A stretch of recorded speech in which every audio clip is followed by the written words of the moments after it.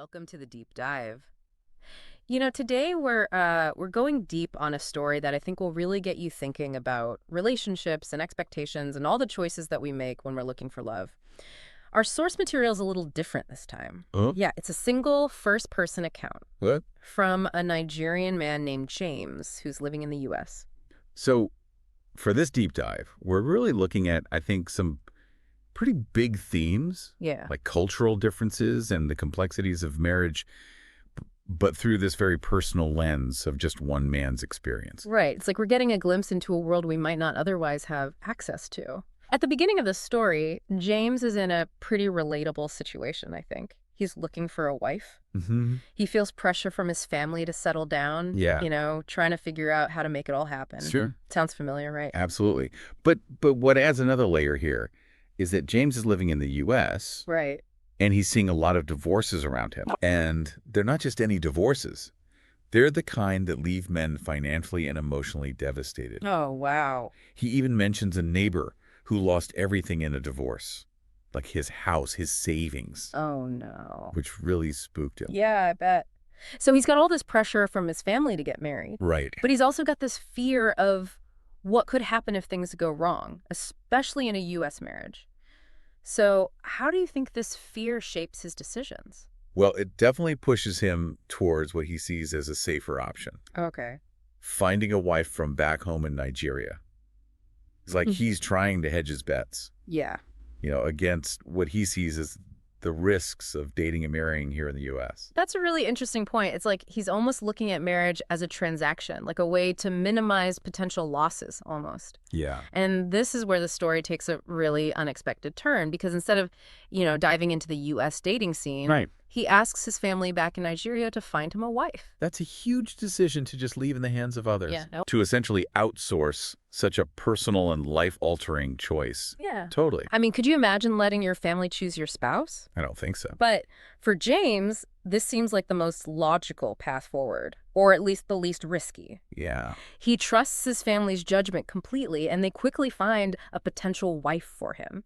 And get this, his dad compares her to a famous Nigerian actress. It's fascinating to me how appearance plays such a prominent role in all of this. Yeah. We don't hear much about shared values or compatibility or even any real conversations between James and his future wife. It's all very surface level. Wow. And what about the woman? Does she have any say in all of this? Well, that's where it gets even more complicated.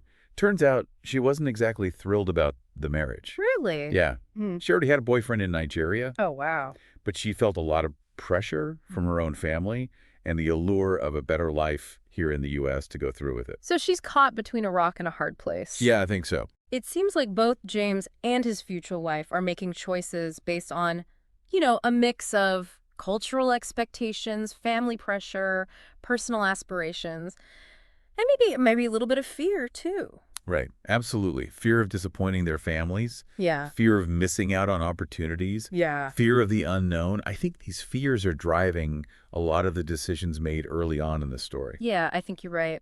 And of course, the lack of direct communication between James and his future wife creates this huge gap in their understanding of each other. Absolutely. So they get married. Okay.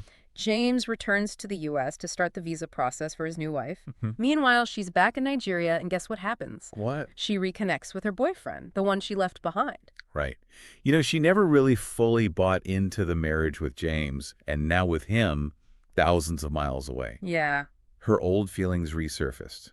And her boyfriend, fueled by jealousy, he ends up painting this really negative picture of James, Oh, wow. suggesting that he's probably already moved on. Yeah. That he's seeing other women in the U.S. It's like he's trying to justify their rekindled romance and further alienate her from her husband, almost. This is where the power of narrative comes into play, right? Even though James is completely unaware of what's happening back in Nigeria, the boyfriend's stories start to chip away at the already fragile foundation of this marriage. It makes you wonder how different things might have been if they had all been honest with each other right from the start. Yeah, But, communication breakdowns are often at the heart of relationship issues. so true. And in this case, the lack of communication combined with the cultural and geographical distance really sets the stage for I think, a whole cascade of unintended consequences. So we've got James back in the U.S., totally oblivious to his wife's rekindled romance. Right. And we've got his wife stuck in this complex situation with her old flame back in Nigeria, waiting to join her husband in a foreign country. Where does the story go from here? So before we left off, James was back in the U.S., totally in the dark about his wife's, rekindled relationship with her old boyfriend. Yeah, it's almost like a ticking time bomb, isn't it? Something's going to explode, but you just don't know when or how bad it's going to be. Exactly. And as the story unfolds, we really see how this lack of communication and the underlying tensions, how they start to unravel everything. So the wife eventually makes it to the U.S., joining James after a long separation. Right. You'd think this would be, this happy reunion, a chance for them to start building their life together. So what happens? Well, on the surface, it seems like things are going pretty well. Okay. They settle into a routine. Mm-hmm. She gets a job. They even have 2 children together. Wow. But beneath the surface, her heart remains in Nigeria with her boyfriend. So even though she's physically present in the U.S., she's emotionally still tied to her past. Right. It makes you wonder if she ever really gave her marriage with James a fair chance. That's a really tough question, and I think it speaks to just how complex this whole situation is. Yeah. Here she is, building a new life in a foreign country with a man she barely knows, while still carrying this deep connection to someone back home. It's almost like she's leading a double life. Yeah, You have to wonder how sustainable that is in the long run. I mean, how long can you keep up that kind of facade before it all comes crashing down? and it does come crashing down. Yeah. In a way that's both, I think, predictable and devastating. Yeah. After years of living this double life, the wife decides to confess everything to James. Oh, wow. She tells him that she never really loved him, that she married him out of pressure and the desire for a better life, Mm. and that she's been in contact with her boyfriend this whole time. I can't even imagine how James must felt hearing that. Yeah. To have your whole marriage, your whole world basically built on a lie, Uh, that's gotta be incredibly painful. it's a complete betrayal Eh, on that's it. multiple levels. Not just the infidelity itself, but the realization that the very foundation of their relationship was flawed from the very beginning. And how does James react to this? Does he try to, I don't know, salvage the marriage? Or does he just walk away?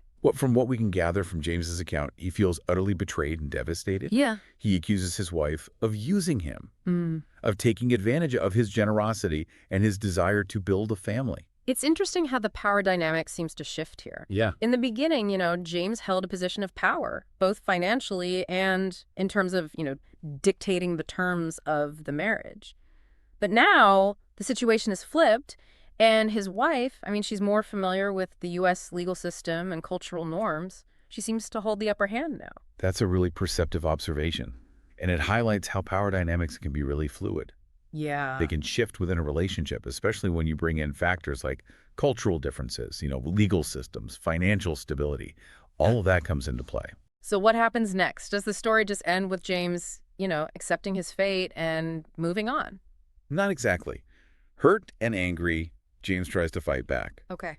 But things quickly escalate into a bitter legal battle. Oh, wow. Accusations fly, the situation gets really messy with both sides, digging in their heels. This is where the nuances of the American legal system become really important, right? Absolutely. When it comes to issues like divorce and child custody and even immigration status. Yeah, it's like a whole other layer of complexity gets added to the story. Mm-hmm. And unfortunately for James, it seems like the system, at least in his case, doesn't really work in his favor. So he loses the legal battle. He does, and he ends up losing pretty much everything. Oh, no. His wife gains control of their assets, their children, Wow. leaving him financially drained and emotionally broken. To make matters worse, he even faces the possibility of deportation, having lost his primary tie to the U.S. Wow. This is really heavy stuff. It's like he's been completely stripped of everything he worked so hard to build. It's a really tragic outcome, and I think it speaks to the unintended consequences of decisions made under pressure, Yeah. the complexities of navigating cultural differences, Right. and the potential for exploitation within systems that aren't always designed to protect everyone equally. It's definitely a cautionary tale, and it makes you think about all the things that can go wrong when communication breaks down, when expectations clash, and when these cultural misunderstandings come into play.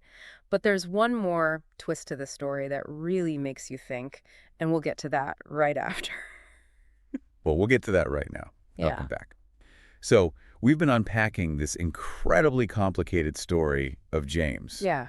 a man who sought a wife from his home country of Nigeria while living here in the U.S., only for, well, everything to kind of fall apart. It's a story that really, I think, highlights how easily things can go wrong when you have these communication breakdowns and when cultural expectations collide. Hmm. And just when you think you've kind of grasped the full extent of the tragedy, there's this other layer that adds a whole new dimension. You're talking about the boyfriend, right? Yeah. The one back in Nigeria who rekindled the romance with James's wife while he was in the U.S. What happens to him? Well, this is where the story takes, I think, a truly ironic turn. Mm-hmm. Remember how the boyfriend had filled James's wife's head with all these negative stories about James? Yeah, yeah. Fueling her doubts and anxieties? It's almost like he was trying to sabotage the marriage from afar. Exactly. And yet, despite all his efforts to keep them apart, he ends up following her to the U.S., Oh, wow. hoping to build a life with her now that she's, free from her marriage with James. So he leaves his whole life in Nigeria to be with her, only to find himself in a situation that mirrors the one that James was in. Precisely. He arrives in the U.S. full of hopes and dreams, only to discover that the woman he thought he knew has changed. Hmm. She's adapted to her new life. She's more independent. She's not the same person that he fell in love with back in Nigeria. It's like the tables have completely turned. The boyfriend who played a part in, dismantling James's marriage is now facing a similar predicament. Yeah, it really makes you think about the cyclical nature of these situations, how the choices that we make, even when we think we're acting in our own best interests, can have these unintended consequences that ripple outward and affect others in ways that we never really anticipated. So in a strange twist of fate, the boyfriend finds himself in a position not too different from the one James had been in.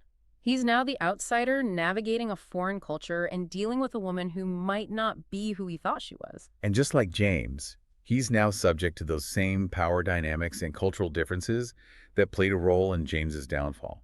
It's a sobering reminder that we're all susceptible to these forces, regardless of our intentions or our beliefs. What a powerful story and Oh. incredibly messy. Uh-huh. What do you think are some of the key takeaways here, especially for our listeners who might be, navigating their own complex relationships or even considering these cross-cultural partnerships? Well, I think this deep dive highlights the importance of communication, transparency, and a willingness to truly understand each other's perspectives.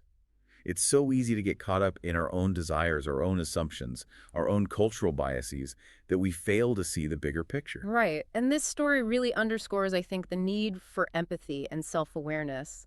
It's so easy to judge others without fully grasping the complexities of their situations or the cultural forces that are shaping their choices. And finally, I think this story serves as a cautionary tale about the unintended consequences of our actions. Sometimes, even when we think we're making the best choices, those choices can lead us down paths we never anticipated, with outcomes that are far from what we desired. This has been such a thought-provoking deep dive. I know I'm going to be thinking about this story for a long time, and I hope our listeners will too.